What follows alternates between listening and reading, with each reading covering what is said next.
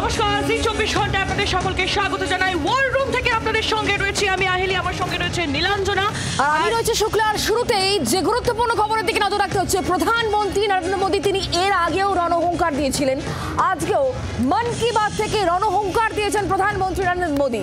আপনারা জানেন 22 তারিখে যে ঘটনা ঘটেছে তারপর একের পর এক সেনাদের মহড়া চলছে বিভিন্ন জায়গায়। একেবারে জঙ্গি দমন যে অভিযান, সেই অভিযান জোর কদমে চলছে। একের পর এক জঙ্গির বাড়িতে গিয়ে ধুলোয় মিটিয়ে দেওয়া হচ্ছে সেই বাড়ি। আর এবার প্রধানমন্ত্রী নরেন্দ্র মোদী যে রণহুঙ্কার দিয়েছেন, তারপরে কি পাল্টা প্রত্যাঘাত শুধুমাত্র সময়ের অপেক্ষা? নরেন্দ্র মোদী ঠিক কি বলেছেন আজকে শোনাবো। इस जघन्य तरीके से किए गए आतंकी हमले की सबने कठोर निंदा की है। उन्होंने मृतकों के परिवारजनों के प्रति संवेदनाएं प्रकट की है। पूरा विश्व आतंकवाद के खिलाफ हमारी लड़ाई में 140 करोड़ भारतीयों के साथ खड़ा है। मैं पीड़ित परिवारों को फिर भरोसा देता हूं, उन्हें न्याय मिलेगा। মন কি বাত থেকে প্রধানমন্ত্রী নরেন্দ্র মোদী ফের একবার হুঁশিয়ারি দিয়েছেন, তার বক্তব্য আপনাদের শোনাচ্ছিলাম। আর অন্যদিকে ভারতীয় সেনা যে কতটা প্রস্তুত, তারা সেই ছবি, সেই তথ্য নিরন্তর দিয়ে চলেছেন। আপনাদের সামনে তুলে ধরবো আমরা। ইতিমধ্যেই আরব সাগরে নৌসেনার মহড়া, সেই ছবি আপনারা দেখতে পাচ্ছেন। অন্যদিকে রাজস্থানে সেনাবাহিনীর মহড়া, দুটি ছবি আপনাদের দেখাচ্ছি। প্রতি মুহূর্তে ভারতীয় সেনা এটা প্রমাণ করছে যে তারা কতটা তৈরি। আর এরপরেই পাকিস্তান প্রত্যেকটা মুহূর্তে প্রমাণিত করছে যে তারা এই মহড়ার ছবি দেখে এবং ভারতের কড়া হুঁশিয়ারি শোনার পর তারা কতটা ভয় পাচ্ছে। ইতিমধ্যে এই প্রস্তুতির ছবি তুলে ধরছি আপনাদের সামনে।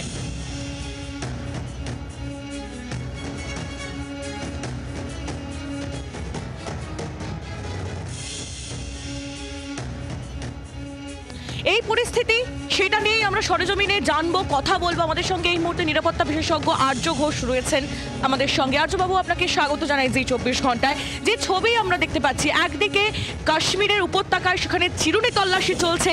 প্রধানমন্ত্রী তিনি বারবার পাকিস্তানের উদ্দেশ্যে নাম না করেও রণহুঙ্কার দিচ্ছেন এবং সেনাবাহিনীর প্রস্তুতির ছবিও আমরা দেখতে পাচ্ছি। তাহলে কি যুদ্ধ অবশ্যম্ভাবী? কি মনে করছেন আপনি? হ্যাঁ, সেটা এই আমি আগেও বলেছি, এখনো মেনটেন করছি যে সেটা ইঙ্গিত যেগুলো সেটা স্পষ্ট হচ্ছে ক্রমশ। এটা কোনো সার্জিক্যাল স্ট্রাইক হবে না, এটা আমি প্রথম দিন থেকে আপনাদের বলে চলেছি। এবং এটা সময় এসছে পাকিস্তান যে ভাষায় বোঝে সেই ভাষায় তাদের শিক্ষা দেওয়ার। এর মধ্যে দুটো ডেভেলপমেন্ট আপনারা দেখবেন। ওখানকার যিনি মিনিস্টার একজন হানিফ আব্বাসি তিনি বলেছেন যে 130টা পরমাণু অস্ত্র ভারতের দিকে, পরমাণু মিসাইল ভারতের দিকে তাক করা আছে। তো এটা হচ্ছে পাকিস্তানের চিরাচরিত কাপুরুষতা। তারা প্রথমে করে কি, ফ্ল্যাগ অপস, কি বলে, ফলস ফ্ল্যাগ অপস বা স্টেজড অপস, মানে স্টেজ অপারেশন ভারতের, এই সমস্ত বলে। তারপরে বলে নিরপেক্ষ তদন্ত চাই, তারপরে আমেরিকার হাত পায়ে ধরে, আর তারপরে নিউক্লিয়ার থ্রেট দেয়। তো এগুলো আমাদের সমস্ত করা হয়ে গেছে, ক্যালিব্রেট করা হয়ে গেছে পুরো ব্যাপারটা। পাকিস্তান এখনো যায় না নিউক্লিয়ার ডক্ট্রিনটা কি ইন্ডিয়ার। বেসিক্যালি তারা তো মানে খুব একটা শিক্ষিত নয়। তো আমরা, আমাদের সেই মেকানিজম আছে। আমরা যদি এখানে আঁচও পাই যে পাকিস্তান একটা নিউক্লিয়ার মিসাইল লঞ্চ করার চেষ্টা করছে, পাকিস্তান বলে আর পৃথিবীর ম্যাপে কিছু থাকবে না। বিকজ আমাদের ডক্ট্রিন অনুযায়ী আমরা একদম সেটাকে রিটেলিয়েট করব, তাদেরকে সম্পূর্ণ ধ্বংস করে দেওয়ার জন্য। মাননীয় প্রধানমন্ত্রী এটা বলেছেন যে যে জায়গা থেকে এইটা হচ্ছে উৎপত্তি টেররিজমের, সেই জায়গার মাটি উনি ধ্বংস করে দেবেন। তার মানে পিওকে হচ্ছে আপনার এখানে সব থেকে বড় জায়গা, যেটা পাকিস্তান টেরর হাব। আর সেখানে তারা আজকে কি করছে, সেই পিওকের ওপরে খুব বড় ধ্বংসাত্মক একটা লীলা আসতে চলেছে। এবং তার সঙ্গে যে জায়গাগুলো আমি সম্ভাব্য বলেছি, সেই জায়গাগুলো হিট করা ইন্ডিয়ার দরকার, অতি অবশ্যই দরকার।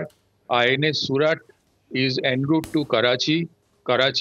করাচি পোর্টটাকে ধ্বংস করা উচিত, সাবমেরিন বেস ধ্বংস করা উচিত। এবং ক্লিফটন এরিয়া, যেখানে দাউদ আছে, ছোটা শাকিল আছে, পুরো এরিয়াগুলোকে ধ্বংস করা উচিত। আমি নিশ্চিত আমাদের যে রিসার্চ অ্যান্ড অ্যানালিসিস উইং আছে তারা সমস্ত অ্যাড্রেস জানে এবং টার্গেটেড এলিমিনেশনের সময় হয়েছে। এবং তার সঙ্গে আপনার এই এরা করছে কি, সাধারণ মানুষের মধ্যে পাকিস্তানি সৈন্যদেরকে মিশিয়ে দিচ্ছে যাতে তারা ভাবছে কোলেটারাল টার্গেটের দিকে ইন্ডিয়া আর যাবে না। তার হবে না, ইন্ডিয়া এবারে ওইখানে মারবে।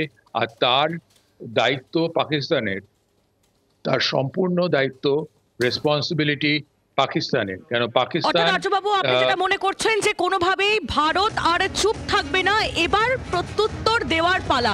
অনেক ধন্যবাদ আপনাকে নিরাপত্তা বিশেষজ্ঞ আর্য ঘোষ, তার বক্তব্য আমরা শুনছিলাম। আর প্রত্যুত্তর দেওয়া ইতিমধ্যেই কিন্তু শুরু হয়ে গেছে। আমরা দেখছি উপত্যকায় একের পর এক জঙ্গির বাড়ি ধূলিসাৎ করে দিচ্ছে ভারতীয় সেনা। আমার জেনে নেবো নীলাঞ্জনা আমার সহকর্মী আমার সঙ্গে রয়েছে। নীলাঞ্জনা, কি তথ্য রয়েছে তোমার কাছে? আর আমরা দেখতে পাচ্ছি যে ভারতীয় সেনা তারা রীতিমতন প্রস্তুত রয়েছে, বায়ুসেনা, নৌসেনা, ভারতীয় সেনা প্রস্তুত, মহড়া চলছে, একেবারে পাকিস্তানকে কড়া জবাব প্রত্যাঘাতের পালা চলছে। আর এর মধ্যেই একের পর এক জঙ্গিদের বাড়ি ধূলিসাৎ।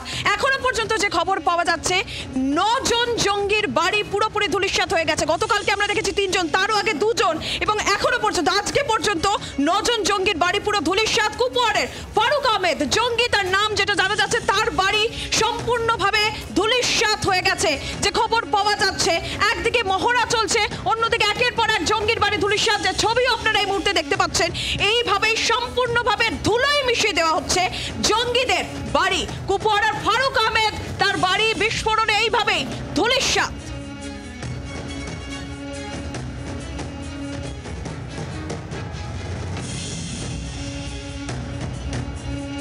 रात यहाँ पर जो 90 के दशक में हथियारों की ट्रेनिंग कर लेने के लिए फारूक अहमद तेदवा जो उस सीमा के उस पार पाकिस्तान चला गया था, उसके घर को बीती रात जो है यहाँ पर उड़ा दिया गया है। और आप देख सकते हैं ये पूरा जला हुआ घर है, मतलब ज़मीन दोज इस घर कर दिया गया है। और ये उत्तरी कश्मीर के कुपवाड़ा के बिल्कुल आखिरी गांव में हम हैं और यहाँ पर इस घर को जो है बिल्कुल ख़त्म कर दिया गया है। और ये जो यहाँ पे रहते हैं फारूक के भाई, उनका कहना है कि कल रात 6 बजे के करीब जो है, शाम को 6 बजे के करीब यहाँ पर अथॉरिटीज़ आई, सेना आई और उन्होंने घर की तलाशी ली, फिर हमें बाहर निकाला और उसके बाद इसका विस्फोट कर दिया गया। कैमरा पर्सन सत्यप्रीत साहब के साथ खालिद हुसैन, जी मीडिया, कलारूस, कुपवाड़ा।